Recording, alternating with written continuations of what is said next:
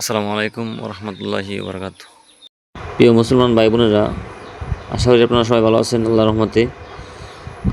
আমি আলহামদুলিল্লাহ ভালো আছি। তো আপনাদের দেখাইতেছি আমাদের গ্রামের মসজিদটা আজকে 5-6 মাস ধরে এই অবস্থায় পড়ে আছে। মসজিদের ফান্ডে টাকা পয়সা না থাকার কারণে, ফান্ডের মধ্যে টাকা না থাকার কারণে মসজিদের কাজ হইতেছে না।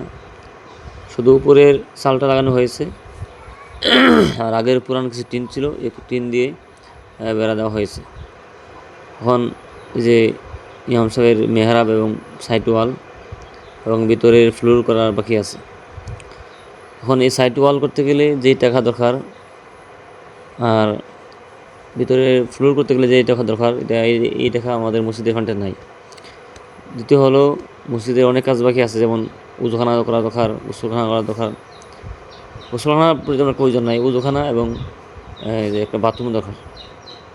এখন সবচেয়ে জরুরি হলো মসজিদের ভিতরে ফ্লোর এবং সাইড ওয়াল। এই কাজগুলো খুবই দরকার। এই জন্য আপনারা যারা আল্লাহর মসজিদে দান খরচ করেন, বিভিন্ন মসজিদে টাকা পয়সা দেন বা দিতে ইচ্ছুক, তারা আমাদের মসজিদে দিতে পারেন। আমাদের মসজিদের মধ্যে সাহায্য সহযোগিতা করলে আমাদের অনেক উপকার হবে, যেহেতু আমাদের ফান্ডে টাকা নাই।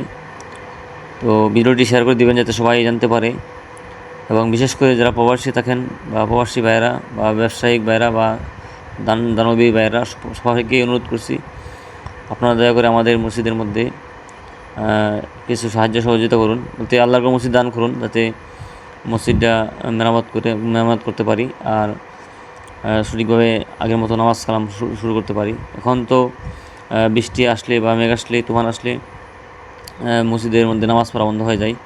সারা মসজিদ এত ফ্লোর নাই, মাটি কাদা হয়ে যায়। বৃষ্টির পানিতে সারা মসজিদের মধ্যে নামাজ পড়ার মতো পরিবেশ থাকে না। অতি তাড়াতাড়ি মসজিদটা মেরামত করা দরকার। আমাদের সর্বশেষ কথা হলো, আপনারা যারা আল্লাহর মসজিদে টাকা পয়সা দান করেন বা দিতে ইচ্ছুক, তারা আমাদের মসজিদে দেন, এটা মসজিদটা আমরা অতি সহজে মেরামত করতে পারি। তো বিকাশ নাম্বার লাস্টে দেওয়া থাকবে, আপনারা এই নাম্বারে যোগাযোগ করবেন, আর না হয় সরাসরি আসতে পারেন, সেও দিতে পারেন। তো আপনাদের সাহায্য সহযোগিতা পাওয়ার আশায় এখানেই ভিডিওটা শেষ করছি। সবাই ভালো থাকবেন। আসসালামু আলাইকুম রহমতুল্লাহি ওয়া বারাকাতুহু।